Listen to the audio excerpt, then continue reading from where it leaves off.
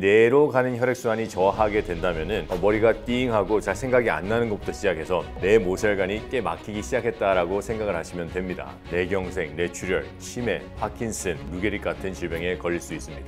뇌 혈관 건강 관리를 위해서 꼭 먹어야 되는 과일이 두 가지가 있습니다. 막혔던 모세혈관이 뚫리기 시작을 합니다. 동맥경화증을 줄이고 뇌경색, 뇌출혈을 예방하기 위해서는 지금부터라도 매일매일 먹는 습관을 들여야 됩니다. 안녕하세요. 지식의 맛 구독자 여러분, 김병재 박사입니다.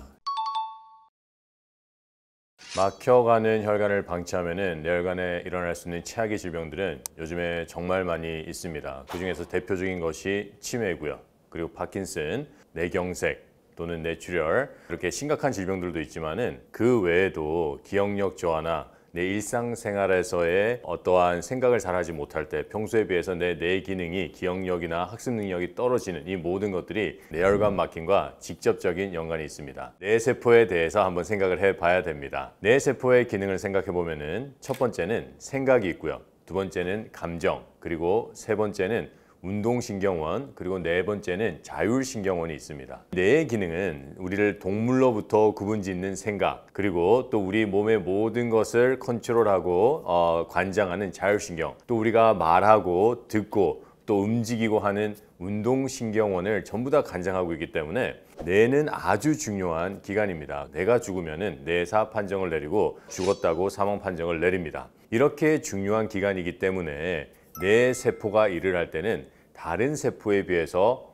훨씬 많은 영양소와 산소를 요구합니다. 이 세포들이 영양소와 산소를 공급받는 방법은 피를 통해서 공급을 받습니다. 이 피가 모세혈관을 타고 우리 뇌로 가서 이제 뇌 세포에게 직접적인 혈액 공급을 하게 되는데, 또 이 뇌는 아주 중요한 임무를 수행하는 세포들이기 때문에 우리 뇌의 구조를 보면은 다른 세포들은 직접적으로 모세혈관으로부터 혈액을 공급받습니다. 하지만 뇌 세포는 하나의 장벽이 있어요. 그 장벽이 있는 이유는 뇌가 감염이 되거나 뇌로부터 어떠한 이물질이 침투하는 것을 막기 위해서 그 장벽을 이루고 있는 것을 성상교 세포라고 합니다. 한 뇌신경 세포에는 4개 정도의 성상교 세포가 모세혈관에 각각 수십 개의 빨대를 꽂고 혈액을 쫙쫙 뽑아들어서 그 안에 있는 영양소와 산소를 공급하는 구조를 가지고 있습니다. 그만큼 뇌에 대한 혈액 공급은 아주 중요하다는 얘긴데요. 이렇게 중요한 혈액 공급이 점점 저하가 되기 시작을 하면은 뇌신경세포는 생각, 학습, 감정, 그리고 우리의 행동, 자율신경, 운동신경 같이 아주 중요한 기능들에게 문제들이 생기기 시작을 합니다. 뇌신경세포는 훨씬 더 많은 영양소와 산소를 필요로 하고, 그러기에 훨씬 더 많은 혈액이 필요하고, 이 모든 것들이 원활한 혈액순환에 달려 있습니다. 뇌로 가는 혈액순환이 저하게 된다면은 우리가 흔히 느끼는 머리가 띵하고 잘 생각이 안 나는 것부터 시작해서 기억력 저하, 뇌경색, 뇌출혈, 치매, 파킨슨, 그리고 더 나아가서는 루게릭 같은 질병에 걸릴 수 있습니다. 뇌혈관 건강 관리를 위해서 꼭 먹어야 되는 과일이 두 가지가 있습니다. 그것은 바로 레몬과 석류입니다. 뇌혈관을 우리가 보면은 이 모세혈관이 가장 중요합니다. 모세혈관 옆에 세포들이 존재하고요. 그리고 그 모세혈관으로부터 세포들이 혈액을 공급받기 때문에 동맥보다 더 중요한 것은 모세혈관입니다. 이 모세혈관의 상태가 상당히 중요하고, 그 모세혈관을 흐르는 혈액의 상태가 상당히 중요합니다. 이렇게 굵은 혈관이 있고 또 얇은 혈관이, 아주 좁은 혈관이 있어요. 거기에 우리가 혈관을 막을 수 있는 석회질과 점액질과 이물질을 동시에 흘려보낸다면 어느 혈관이 먼저 막힐까요? 물론 작은 혈관부터 막힙니다. 아직까지 우리는 모세혈관을 볼 수 있는 기술은 아직 존재하지 않습니다. 정맥과 동맥을 보는 것은 존재합니다. 우리가 이 검사를 했을 때 동맥은 아직 괜찮습니다 라고 얘기를 들을 수는 있지만은 동맥과 정맥보다 훨씬 더 얇은 우리 머리카락의 10분의 1 정도밖에 안 되는 그 지름을 가진 모세혈관은 벌써 많은 문제들이 생기기 시작을 했습니다. 내 뇌신경 세포로 가는 내 혈관이 막힌 가장 흔한 증상이 이제 기억력 저하입니다. 그래서 내가 기억력 저하가 있다 그러면은 내 모세혈관이 꽤 막혔다고, 이제 꽤 막히기 시작했다라고 생각을 하시면 됩니다. 이렇게 막힌 모세혈관을 뚫을 수 있는 식품이 필요한데, 모세혈관을 막는 주요 원인들은 첫 번째는 석회질, 두 번째는 점액질, 세 번째는 이물질, 네 번째는 지방입니다. 이러한 것들을 다 녹여낼 수 있는 것은 과일에 있는 유기산입니다. 그 중에서도 특히 유기산이 많은 과일은 바로 신과일이고, 그 중에서도 가장 유기산이 많은 과일이 바로 레몬입니다. 막혔던 모세혈관이 뚫리기 시작을 합니다. 그래서 혈액순환이 원활하게 되기 시작을 하고 유기산도 풍부하지만은 그 외에 비타민 C, 비타민 E가 또한 풍부합니다. 우리 혈액에 존재하는 가장 많은 독소인 활성산소를 가장 효과적으로 없애줍니다. 그리고 또 셀레니엄이나 징크 같은 항산화 미네랄 또한 풍부하기 때문에 우리가 세포가 대사를 하게 된다면은 우리 몸에 필요한 에너지나 물도 만들어내지만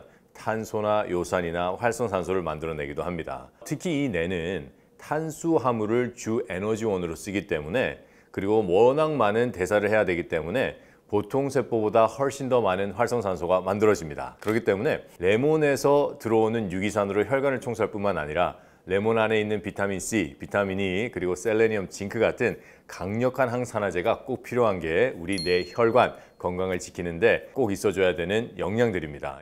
또 다른 과일은 석류입니다. 이 석류에 대한 연구는 정말 놀라운 연구들이 많은데 최근 나온 연구들을 보면은 뇌 혈관에 생기는 이 막힘을 예방해 준다는 연구들이 있습니다. 물론 뇌 혈관뿐만이 아니었어요. 이거는 인간과 지 동물 실험에서 둘 다 검증된 연구들인데 동맥경화증을 줄이고 또 뇌혈관 질환을 예방하고 개선할 수 있다는 연구들이 있습니다. 석류에는 강력한 폴리피놀과 플라보노이드가 많이 들어가 있습니다. 뇌혈관에 염증이 생기면은 그 염증 때문에 뇌혈관들이 막히기 시작을 합니다. 이거를 뇌 염증을 예방하고 개선할 수 있는 게 석류에 풍부한 항산화제입니다. 석류가 과일 중에서는 가장 높은 항산화 지수를 가지고 있습니다. 더 놀라운 것은 이 석류에는 에스트로겐과 같은 역할을 하는 영양소들이 많이 들어가 있습니다. 에스트로겐은 여성분들에게도 아주 중요한 호르몬이지만은 남녀노소 모두에게 필요한 호르몬이기도 합니다. 우리 인체에서 칼슘의 흡수를 돕고 칼슘의 활용을 돕는 일을 하는데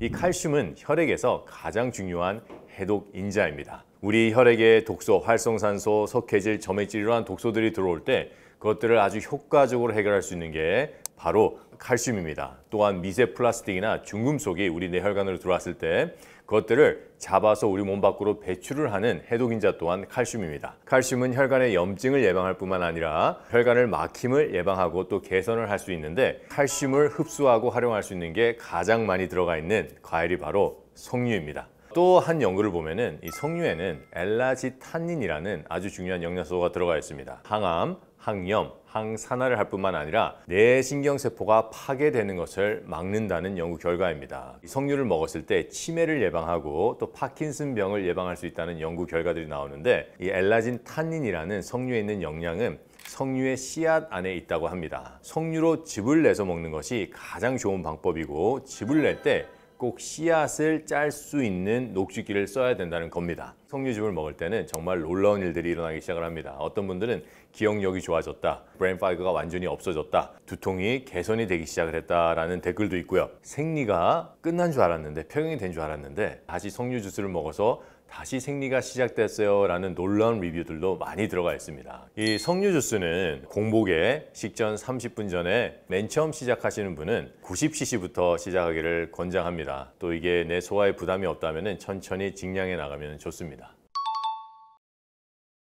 뇌혈관 건강을 위해서 참기름 대신에 생들기름을 꼭 먹어야 되는 이유는 참기름은 활성산소가 아주 많기 때문에 그렇습니다. 참기름을 볶잖아요. 참깨를 우선 볶습니다. 참기름을 내기 위해서 가스레인지에 불을 켜면 상당히 높게 올라갑니다. 적어도 800도 정도 올라가는데 그 후라이팬이 달궈지면 후라이팬은 적어도 220도에서 한 300도까지는 충분히 올라갈 수가 있습니다. 거기에 이제 참깨를 넣고 우리가 볶기 시작을 합니다. 볶아지고 있는 참깨의 온도는 180도 정도 올라가기 시작을 합니다. 그러면은 그 참깨를 둘러싸고 있던 인지질이 과산화 지질로 바뀌기 시작을 합니다. 이 과산화 지질은 아주 강력한 활성산소입니다. 볶고 있는 참깨는 벌써 활성산소가 되었습니다. 이제 우리가 그 참깨들을 모아서 이제 기름을 내는데 기름을 내는 과정에서 열이 계속 발생하게 됩니다. 더욱더 산화될 수밖에 없습니다. 이 활성산소는 우리 인체에 들어와서 뇌혈관을 파괴시키고 뇌혈관으로 가는 적혈구와 백혈구와 혈소판을 파괴시켜서 뇌신경세포가 파괴되고 또 재기능을 할 수 없게 만듭니다. 반면에 이 생들기름은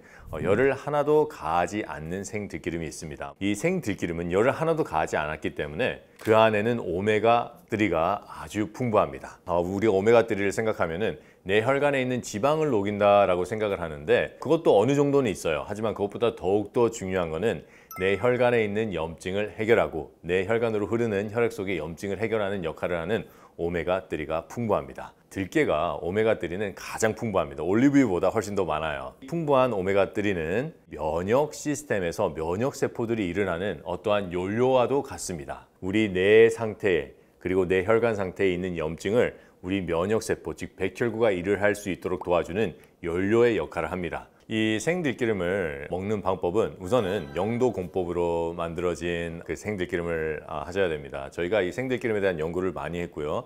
그랬더니 이 제조 과정에서 어느 정도의 문제가 있고 그 문제는 산패율로 직접적으로 이어졌습니다. 그래서 저희가 이제 영도 공법으로 직접적으로 생들기름을 만들기 시작을 했는데 이거를 먹는 가장 좋은 방법은 이 식사 시간에 생들기름 장을 만드세요. 한 소주잔으로 한 반잔 정도 넣고 거기에 일정의 약간의 소금입니다. 거기에 채소나 이런 것들을 계속 찍어 먹으면은 아주 맛도 좋고 또 충분히 이 생들기름을 많이 먹을 수 있는 방법입니다.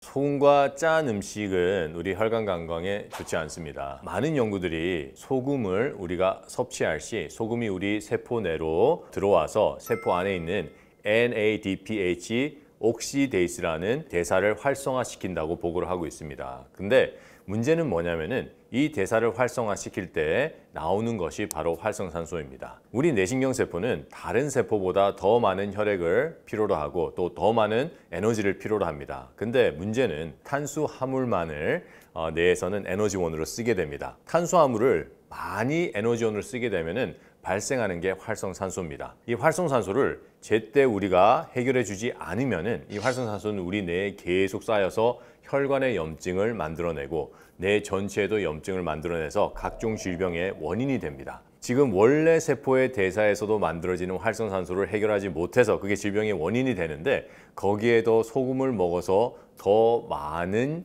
활성산소를 만들어낸다면 내 혈관뿐만 아니라 내 자체의 염증을 만들어내는 중요한 원인이 됩니다. 그렇기 때문에 소금이 어느 정도는 필요하지만은 많은 소금을 먹으면 안 되고요. 우리가 뇌 하면은 뇌 신경만을 생각할 게 아니라 더 중요한 뇌혈관을 꼭 생각하고 우리가 치매나 파킨슨 또는 뇌경색 뇌출혈을 예방하기 위해서는 지금부터라도 뇌혈관 건강을 위해서 석류나 레몬을 매일매일 먹는 습관을 들여야 됩니다. 상당히 당뇨 합병증이 진행된 분이고 당화혈색소가 13이었습니다. 제가 옛날에 근무하던 하버드 병원에서는 당뇨 환자들에게 과일과 채소를 저희는 권했습니다. 당뇨는 과일과 채소를 먹지 않아서 걸리는 질병이기 때문에 당뇨의 원인을 해결할 수 있는 최고의 3가지 과일은 여러 논문들이 놀라운 항염 작용을 얘기하고 있습니다. 13이었던 당화혈색소가 5.4로 떨어져 있었습니다. 당뇨 환자들이나 또한 질병을 가지신 분들은 과일을 드실 때 주의해야 될 점은 당뇨라는 것은 인슐린 저하를 의미합니다. 인슐린을 만들어내지 못할 때.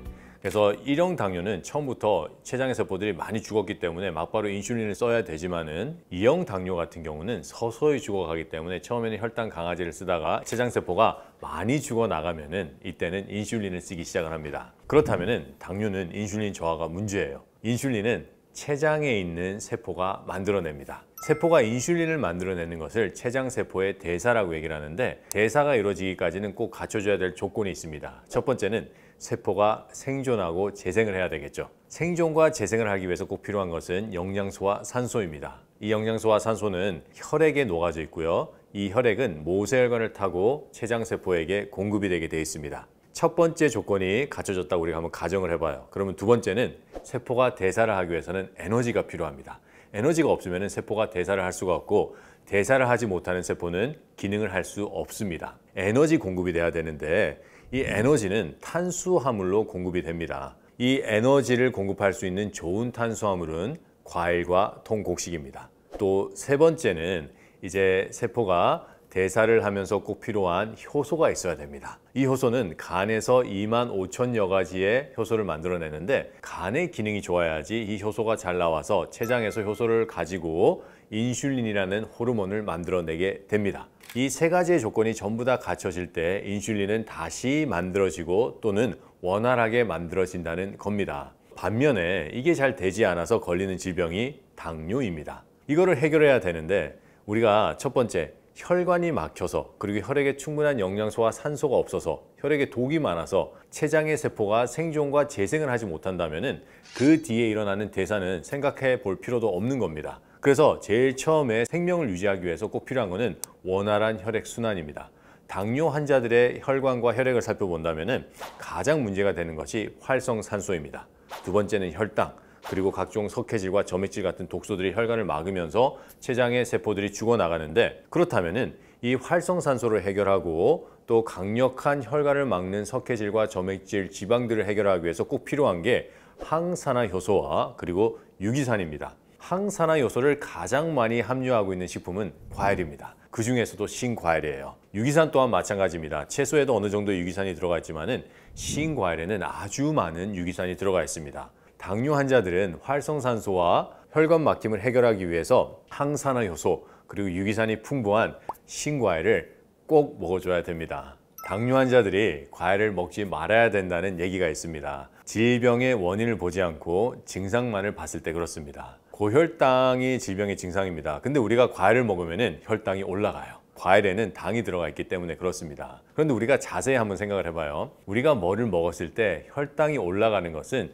자연적인 생리 현상입니다. 이 자연적인 생리 현상이 잘 되지 않아서 어느 정도 올라가는 혈당이 당뇨 환자들은 더 많이 올라가게 돼 있습니다. 그렇다면은 이거를 해결할 방법을 찾아야 되는데, 그 해결한 방법은 혈관 막힘을 해결해야 되고, 그 혈관 막힘을 해결하기 위해서는 과일에 있는 항산화 요소와 유기산이 꼭 필요합니다. 그래서 제가 옛날에 근무하던 하버드 병원에서는 당뇨 환자들에게 과일과 채소를 저희는 권했습니다. 왜냐하면 당뇨는 과일과 채소를 먹지 않아서 걸리는 질병이기 때문에 과일과 채소를 먹어야 된다고 저희는 환자들에게 얘기를 했습니다. 저희 센터에 한 환자분이 오셨어요. 이분은 상당히 당뇨 합병증이 진행된 분이고 당화혈색소가 13이었습니다. 그래서 6개월 정도 프로그램을 하셔야 됩니다 라고 얘기를 했고요. 이분은 과일즙과 또 채소즙과 또 해독 프로그램을 통해서 6개월 동안을 했을 때 13이었던 당화혈색소가 6개월 후에는 5.4로 떨어져 있었습니다. 그렇다면 많은 분들이 채소만 먹으면 되지 않느냐? 하지만 그렇지 않습니다. 과일에 있는 유기산을 채소가 따라갈 수가 없고, 과일에 있는 항산화 요소를 채소가 따라갈 수는 없습니다. 그래서 이 두 가지가 꼭 같이 들어가야지 당뇨의 원인이 해결이 됩니다. 당뇨의 원인을 해결할 수 있는 최고의 세 가지 과일은, 첫 번째는 석류입니다. 두 번째는 포도, 세 번째는 사과입니다. 공통점은 바로 신과일입니다. 그리고 많은 항산화 요소를 포함하고 있습니다. 석류 같은 경우는 항산화 지수로만 따지면 과일 중에서는 가장 높은 항산화 지수를 가지고 있습니다. 혈관에 있는 활성산소를 가장 효과적으로 없애주고, 또 혈관에 염증이 일어나서 혈관 막힘의 원인이 되는 염증을 해결해 줄 수 있는 게 바로 석류 주스입니다. 두 번째는, 당뇨는 염증이 기반이 된 질병입니다. 이 염증을 해결할 때 꼭 필요한 항염 작용을 가장 잘할 수 있는 과일을 먹어야 되는데, 여러 논문들이 이 포도 주스의 놀라운 항염 작용을 얘기하고 있습니다. 포도 주스를 꾸준히 섭취했을 때 염증의 지수가 낮아지고, 또 염증으로 일어나는 여러 가지 증상이 개선이 됐다고 보고를 하고 있는데, 그리고 이 포도는 또 좋은 에너지원이 됩니다. 세포가 대사를 해서 인슐린을 만들기 위해서는 혈액순환도 잘 돼서 생명이 유지가 되고 재생이 돼야 되지만은 그 대사를 이끌어 나갈 수 있는 에너지가 필요한데, 이 포도는 다른 과일보다 훨씬 더 많은 에너지를 함유하고 있습니다. 당뇨 환자들이 충분한 대사를 하기 위해서도 이 포도에 있는 에너지가 좋은 에너지의 소스가 됩니다. 그리고 이제 세 번째는 사과입니다. 이 사과는 이제 아주 잘 알려진 대로 강력한 항산화, 또 항염 작용을 하고 있고요. 또 사과에는 비타민, 미네랄 효소가 풍부하기 때문에 우리 혈액순환의 유동성을 높여줄 뿐만 아니라 혈액을 정화하기도 하고요. 이 사과에 있는 이 영양소, 즉 에너지는 우리 인체의 대사를 아주 원활하게 돌아가게끔 도와줍니다. 더욱더 중요한 것은 사과에는 유기산이 풍부한데요. 막혔던 혈관을 원활하게 뚫어주는 역할 또한 합니다. 석류와 포도와 사과는 공통점이 있는데 바로 신과일입니다. 신과일에는 유기산이 풍부합니다. 비타민, 미네랄 효소와 여러 가지 폴리피놀과 플라보노이드 같은 항산화 물질, 이런 것들도 풍부한 게 이 세 가지가 과일의 공통점으로서 항염, 항산화합니다. 또 이 석류를 자세히 살펴보면은 심혈관이나 뇌혈관의 건강을 개선한다는 연구들이 많습니다. 한 연구 결과를 보면은 동맥경화증을 예방하고 개선시켜주고, 또 심장, 즉 당뇨로 인한 대혈관 합병증 중에는 심장 질환과 뇌 질환이 있는데, 이 심장 질환이 있는 환자들의 심장의 벽이 두꺼워지는 것을 막았다는 연구 결과도 있고요.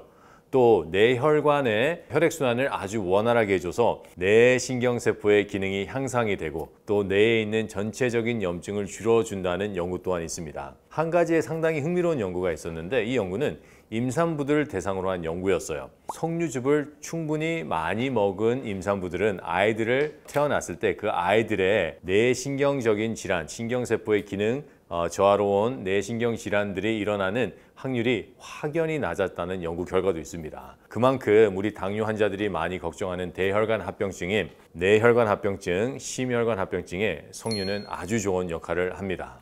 과일을 먹을 때 우리가 생과일을 직접적으로 섭취하는 방법이 있고 또 이제 그 생과일에 있는 비타민과 미네랄 효소와 유기산을 극대화하기 위해서 즙을 내서 먹는 방법이 있습니다.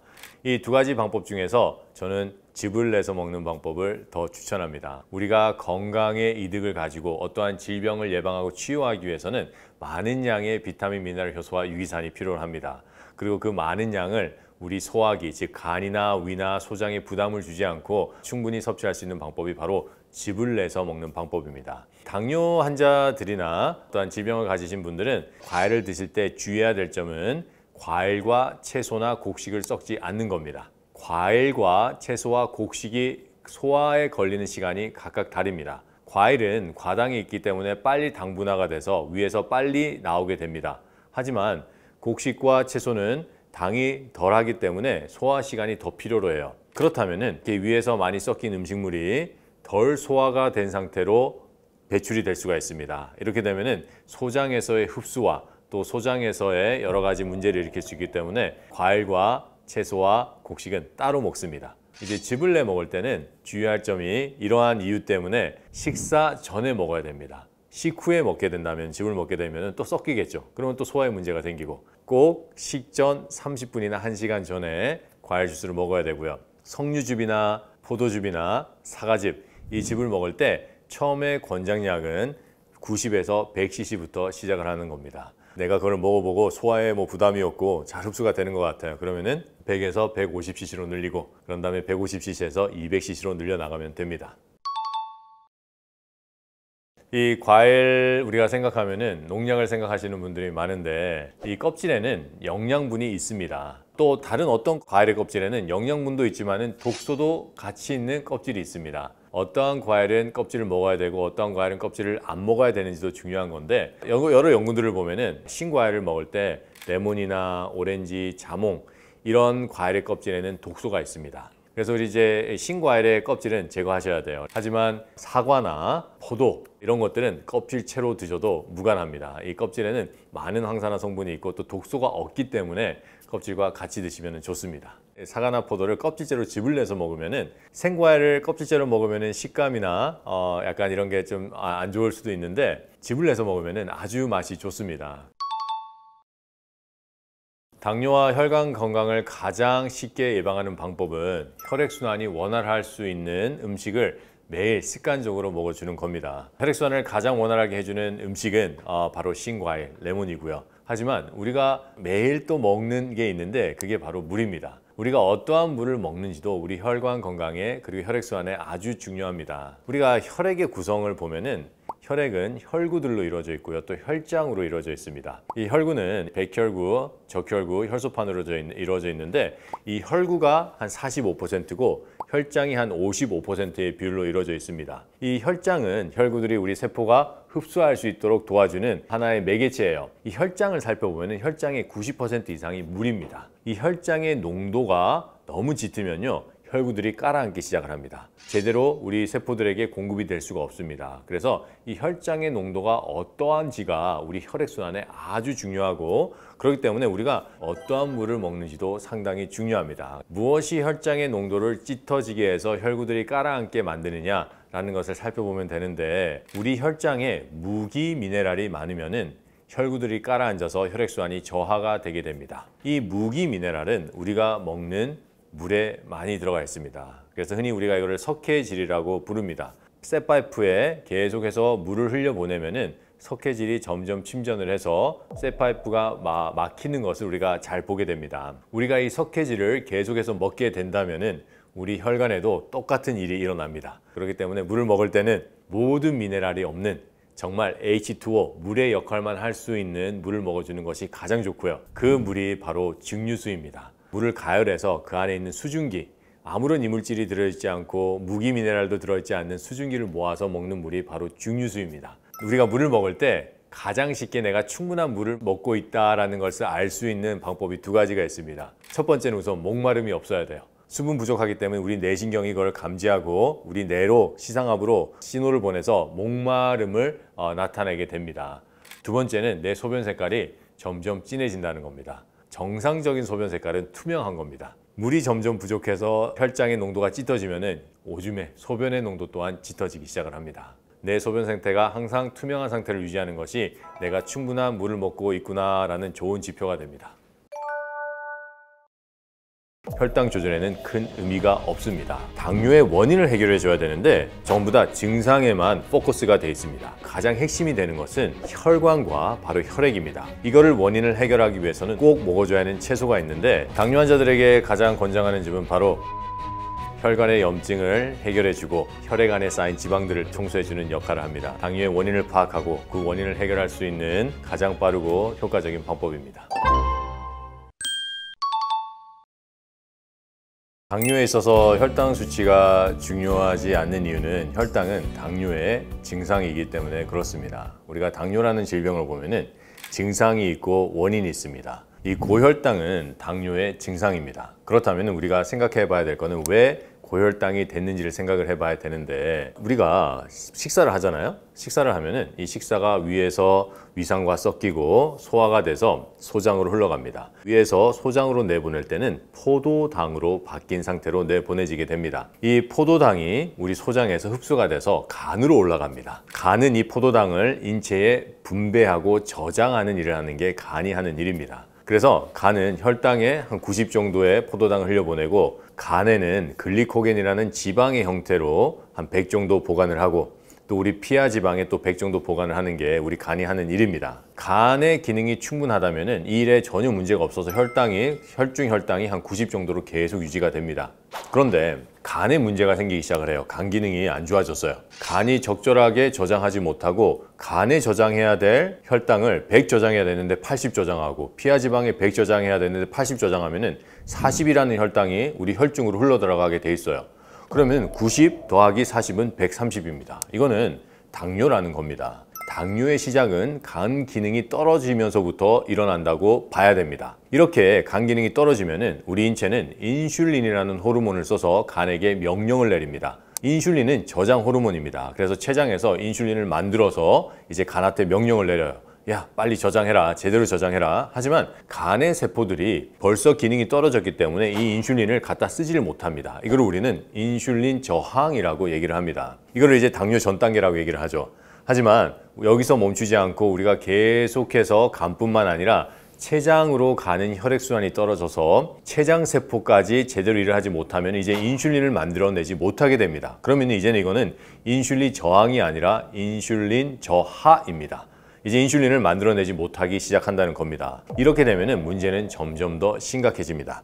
우리 인체는 모든 혈관이 전부 다 연결이 되어 있습니다. 처음에는 간으로 가는 혈관이 막혀서 혈액순환이 잘 안 돼서 간세포의 기능이 저하가 되고 나중에는 췌장의 세포의 기능이 저하가 돼서 인슐린을 만들지 못하면은 여기에서 끝나는 것이 아니라 이제는 다른 미세혈관들을 막고 대혈관을 막으면서 각종 합병증이 나타나게 됩니다. 그러면은 이게 원인이면은 우리는 간을 튼튼히 하고 췌장을 튼튼히 해서 당뇨의 원인을 해결해 줘야 되는데 이거는 가만 놔두고 전부 다 증상에만 포커스가 돼 있습니다. 계속해서 당뇨를 혈당 관리만 하게 됐을 때 최근에 나온 연구 자료를 보면은 고려대학교 의과대학에서 나온 자료인데 만성 심부전 환자 중에서 70% 이상이 당뇨 환자고요. 그리고 이거는 삼성서울병원에서 나온 논문인데 철저한 혈당 조절과 철저한 혈압 조절을 한다 하더라도 오히려 미세혈관 합병증과 대혈관 합병증은 점점 증가하는 추세에 있다고 보고하고 있고요. 또 이거는 2016년도 연구 결과인데 우리나라에서 제2형 당뇨를 가진 사람들을 1074명을 우리가 한 10년 동안 추적한 결과 그 중에서 87.4%가 합병증에 걸렸다는 연구 결과입니다. 또 다른 연구는 미국에서 나온 연구인데 혈당 관리가 잘 안 되는 사람들을 다시 혈당 관리를 철저하게 했을 때 미세혈관 합병증과 대혈관 합병증에는 변화가 없었다는 것을 보고하고 있습니다. 아무리 우리가 혈당 조절을 해도 질병은 진행이 될 수밖에 없고, 우리가 당뇨가 무서운 이유는 고혈당이 무서운 게 아니라 합병증이 무서운 거예요. 합병증을 예방하기 위해서 혈당을 조절하는데 그 혈당 조절을 아무리 해도 합병증이 온다면은 혈당 조절에는 큰 의미가 없습니다. 그렇기 때문에 당뇨 환자들은 질병의 증상인 혈당 조절보다는 원인을 치료하기 위해서 더욱더 노력을 해야 됩니다. 췌장과 간으로 가는 혈액순환이 저하가 되면 당뇨의 원인이 된다라는 의미를 우리가 한번 생각을 해봐야 됩니다. 두 장기 모두 가장 핵심이 되는 것은 혈관과 바로 혈액입니다. 그 중에서도 세포에게 직접적으로 영양을 공급하는 모세혈관이죠. 이거를 원인을 해결하기 위해서는 우리가 꼭 먹어줘야 하는 채소가 있는데, 첫 번째는 당근이고요, 두 번째는 케일, 세 번째는 민들레입니다. 혈액순환을 잘 되게 하기 위해서는 첫 번째, 혈액이 오염이 되지 않아야 됩니다. 혈당도 혈액의 독소고요, 활성산소도 혈액의 독소고, 석회질도 혈액의 독소입니다. 이러한 독소들을 가장 효과적으로 해결해 줄 수 있는 해독인자가 바로 당근과 케일과 민들레에 있는 칼슘입니다. 이 세 가지 채소는 채소들 중에서 가장 칼슘이 풍부합니다. 그래서 혈액의 오염을 해결해 줍니다. 두 번째는 혈액순환이 잘 되기 위해서는 혈액의 양이 풍부해야 됩니다. 혈액은 골수에서 만들어집니다. 골수가 튼튼하기 위해서는 골수를 둘러싸고 있는 뼈가 단단해야 됩니다. 그리고 뼈를 단단하게 하는 것은 바로 칼슘입니다. 또한 민들레에는 아주 특수한 영양이 들어가 있는데 바로 실리마린이라는 영양소입니다. 이 실리마린은 간에 대한 친화력이 아주 강합니다. 죽어가는 간세포를 살리고 간이 독소에 맞춰서 싸울 수 있는 저항성을 키워주고요, 간의 기능 저하와 췌장의 기능의 저하로 오는 당뇨를 회복하기에는 아주 좋은 채소들입니다. 시중에서 구입해서 먹을 수가 있습니다. 그래서 청림원이나 이러한 사이트에 들어가셔서 충분히 구매할 수 있고요. 민들레에는 두 가지 민들레가 있는데 하얀 민들레와 노란 민들레가 있습니다. 이때 노란 민들레를 쓰시는 게 좋습니다. 이렇게 채소와 같이 먹으면 좋은 음식이 이제 견과류입니다. 견과류 중에서 가장 좋은 견과류는 호두입니다. 미국 심장학회에서 발표하기에는 다른 견과류보다 오메가3가 10배 이상 정도 들어가 있다고 발표하고요. 오메가3뿐만 아니라 강력한 항산화 효소, 또 불포화 지방이 또 풍부합니다. 그래서 혈관의 염증을 해결해주고, 이 불포화 지방은 혈액 안에 쌓인 지방들을 또 청소해주는 역할을 합니다. 그래서 생호두가 좋고요. 또 좋은 견과류는 아몬드입니다. 그래서 이 아몬드 또한 생아몬드가 좋습니다. 아몬드는 오메가3가 풍부하고 어느 정도의 단백질 또한 함유가 되어 있습니다. 이 견과류들을 먹을 때 우리가 주의해야 될 점은 꼭 생견과류를 먹어야 됩니다.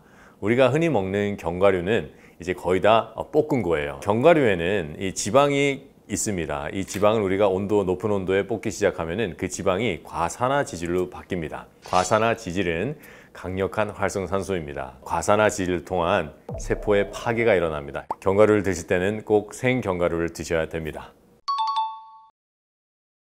집에서 즙을 낼 때는 이제 꼭 녹즙기를 사용하셔서 즙을 내야 됩니다. 이 녹즙기 자체에 환경 호르몬, 즉 플라스틱이나 이런 여러 가지 환경 호르몬이 없는 녹즙기를 써야지 우리가 건강에서 최대의 이점을 가질 수가 있습니다. 이제 집에다가 견과류를 넣는 방법은 당근과 견과류를 이렇게 해서 즙을 만들어도 되고, 또는 당근과 씨앗을 해서 같이 만드는 것도 아주 좋은 방법입니다. 하지만은 한 가지 이제 유의할 점이 있는데, 섬유질이 있어요. 섬유질이 있는 즙은 식사 시간 때 식사와 같이 먹어야 됩니다. 식사 공복이나 이렇게 먹게 되면은 섬유질이 있기 때문에 간과 위가 일을 해야 되고, 그거는 간식이 되고, 간식은 우리 소화기에 해롭습니다. 당뇨 환자들에게 가장 권장하는 즙은 바로 민들레 즙입니다. 아까 제가 설명드렸던 당근과 케일과 민들레를 즙으로 내는 건데, 당근이 한 반 정도 들어가고 케일이 한 30%, 그리고 민들레가 한 20% 정도 되는 비율로 즙을 만들어서 한 200cc 정도 즙을 냅니다. 즙을 먹을 때는 섬유질을 다 제거해야지만이 소화기가 다시 또 일을 하지 않고 그 안에 있는 영양을 효과적으로 흡수할 수가 있습니다. 공복에 한 1시간 전에 드시면 좋습니다. 특히 아침에 일어나서 아침 먹기 전에 먹으면 아주 좋습니다. 채소를 가장 간편하고 똑똑하게 섭취하는 방법은 왜 우리가 채소를 먹는지에 대해서 한번 생각을 해보면 좋습니다. 우리가 채소를 먹는 목적은 바로 비타민, 미네랄, 효소 섭취입니다. 또 섬유질이 있습니다. 이 섬유질은 아주 좋은 영양입니다. 우리의 장에 아주 좋은 유익균을 공급해 주고요. 또 장의 벽을 자극해서 장을 청소해 주는 역할도 하는데, 문제는 이 섬유질은 소화를 필요로 한다는 것입니다. 우리가 환자들을 살펴보면 환자들에게는 공통점이 있습니다. 환자들의 장 상태가 전부 다 좋지 않습니다. 우리 인체의 원리가 그렇습니다. 이 환자들이 건강해지려고 섬유질을 대량으로 먹기 시작을 하면은 장 안에 있는 유해균들이 섬유질로 인해서 더욱더 번식하는 일이 일어나서 설사나 방기가 증가하게 됩니다. 장 안에서 독소가 더 많이 만들어지면 그 독소는 바로 문맥을 타고 간으로 가서 간세포를 파괴하기 시작합니다. 채소를 먹을 때 유의해야 될 점은 이 섬유질이 아주 중요한 영양이지만은 환자들은 벌써 소화 기능에 저하가 있기 때문에 섬유질은 그렇게 많이 먹지 않는 것이 좋습니다. 섬유질을 다 제거한 생즙을 내서 먹을 때 이 생즙 안에는 섬유질이 없어서 우리 소화기에 부담이 되지 않고 간에도 부담이 되지 않고요. 하지만 그 안에 있는 영양소, 비타민, 미네랄, 효소, 즉 인체의 신진대사에 필수인 영양소를 대량으로 섭취해서 질병을 예방하고 또 개선해 나가고 회복하는데 아주 효과적인 방법으로 먹을 수가 있습니다. 생채소를 먹을 때 이제 기생충을 걱정하시는 분들이 있습니다. 저희들이 여러 가지 연구를 해봤습니다. 세계 유수의 학회들에서도 여기에 대해서 어느 정도의 논문들도 있고요. 문제점은 잘못된 이해와 인식이 있습니다. 생채소에는 기생충이 없습니다. 어떠한 균도 직접적으로 있지가 않습니다. 하지만 가끔 가다가 생채소에서 기생충이 나왔다, 또는 생채소에서 살모넬라 균이 나왔다라는 보도를 보신 적이 있을 겁니다. 이거는 어떠한 경우로 됐냐면은 살모넬라 균이나 기생충이 있는 것들을 만진 손이나 이런 것들이 다시 생채소를 충분히 손을 씻지 않고 그대로 기생충이나 이런 걸 만진 것들로 생채소를 이렇게 만졌을 때 옮아온 것입니다. 생채소를 세척하실 때 이제 하버드에서 한 연구가 있어요. 생채소를 그냥 물에 한 2, 3분 정도 담궈놨다가 흐르는 물에 한 2, 3번 정도 린스를 한 거예요. 헹궈주는 겁니다. 그리고 또 아는 연구는 베이킹소다, 거기에다가 담궈놨다가 똑같은 방법으로 린스를 한 방법이 있고요. 그냥 물에서 세척한 방법은 100% 농약을 제거했고, 베이킹소다로 했을 때는 한 92에서 94% 정도의 농약을 제거했습니다. 한 2, 3분 정도 물에 담궈놨다가 흐르는 물에 2, 3번 린스해주면 충분히 농약이 제거가 됩니다. 우리가 채소를 먹는 목적은 미네랄, 비타민, 효소가 주 목적입니다. 비타민, 미네랄, 효소는 온도가 40도 이상만 올라가잖아요. 그러면 파괴되기 시작을 합니다. 그렇다면 가장 안 좋은 조리법은 우리가 먹는 목적을 파괴하는 조리법입니다. 채소는 생채소로 먹는 것이 가장 중요합니다. 어떤 사람들이 채소를 먹었기에 이렇게 좋은 건강의 이점을 받았는지를 살펴보면 거의 다 생으로 섭취했다고 보고하고 있습니다. 그래서 당근은 우리가 생으로 먹으면 당근에 있는 강력한 항산화제, 베타카로틴, 또 비타민 A, 비타민 K, 비타민 C 이런 거를 살아있는 상태로 먹을 수 있지만은 만약에 당근을 가열하게 된다면은 거기에서 나오는 열량은 우리가 먹을 수가 있습니다. 하지만 꼭 필요한, 우리 인체에 필요한 것들은 거의 다 파괴되게 됩니다. 당뇨는 원인을 해결해야지 합병증에 걸리지 않습니다. 혈당만을 조절해서는 합병증에 걸릴 수밖에 없습니다. 당뇨의 원인을 파악하고 그 원인을 해결할 수 있는 민들레즙, 그리고 신과일 주스 같이 어떠한 식품을 통해서 우리의 인체, 우리의 당뇨를 회복하는 것이 가장 빠르고 효과적인 방법입니다.